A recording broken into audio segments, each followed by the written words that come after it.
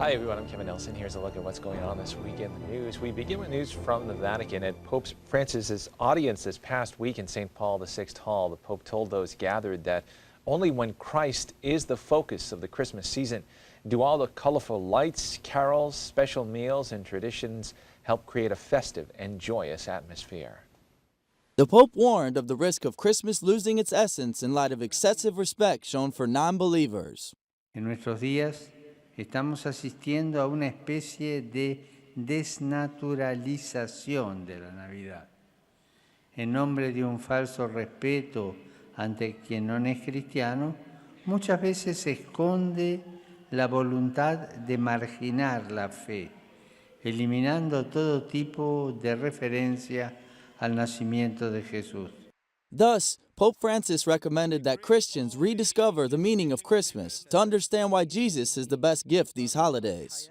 Gesù è il dono di Dio per noi e se lo accogliamo, anche noi possiamo diventarlo per gli altri, essere dono di Dio per gli altri.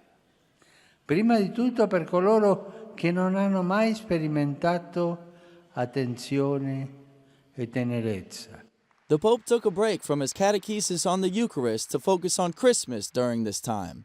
There was also time during the audience for these dancing polar bears to provide some amusement. These circus performers also presented some impressive acrobatics.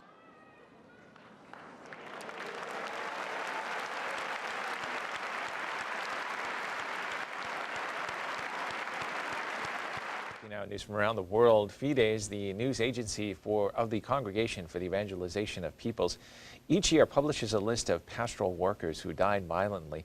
The 2017 list was just released this past week on December 28th. According to the report, 23 people working for the church worldwide, 13 priests, 1 religious brother, 1 religious sister, and 8 lay persons died violent deaths in 2017. That number was down from 28 people killed in 2016. The agency said of the 23 that were killed, the majority were victims of attempted robberies, with Nigeria and Mexico topping the list countries where the most brutal murders were carried out. The report also spoke of the church's concern for the ongoing kidnappings of priests and nuns who are most often abducted by extremist groups or by captors seeking ransom.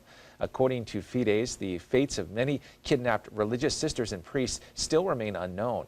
According to the agency, 424 pastoral care workers, including 5 bishops, were killed worldwide from 2000 to 2016.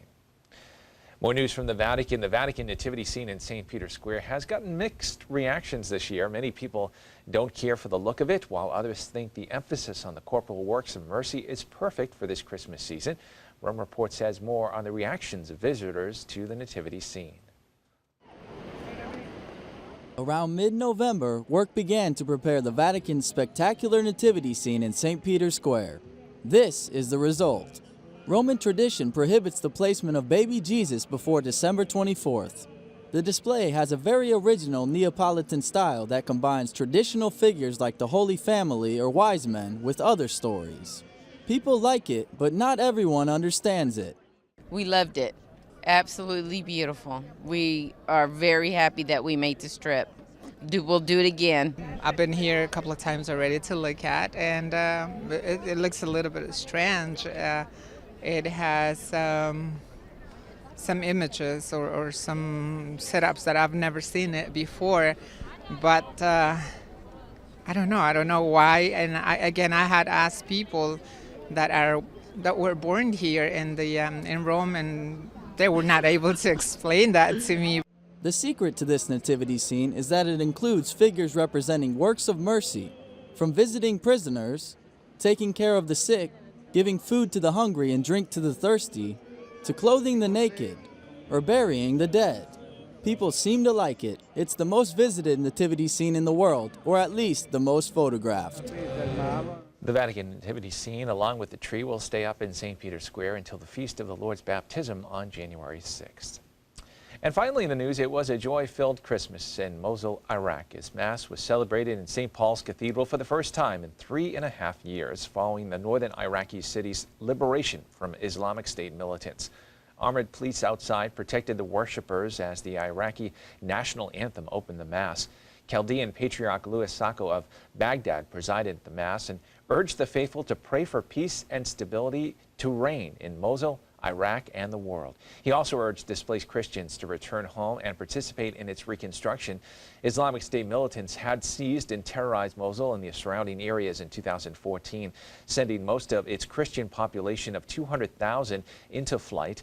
The militants threatened the Christians, telling them to convert to Islam, pay protection tax, die, or flee. St. Paul Cathedral reportedly was used as a prison by the militants, the damaged interior walls reflecting some of the destruction.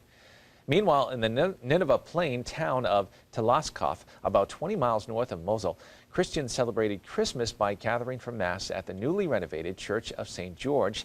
Talaskov is one of the oldest continuing Christian communities in the world.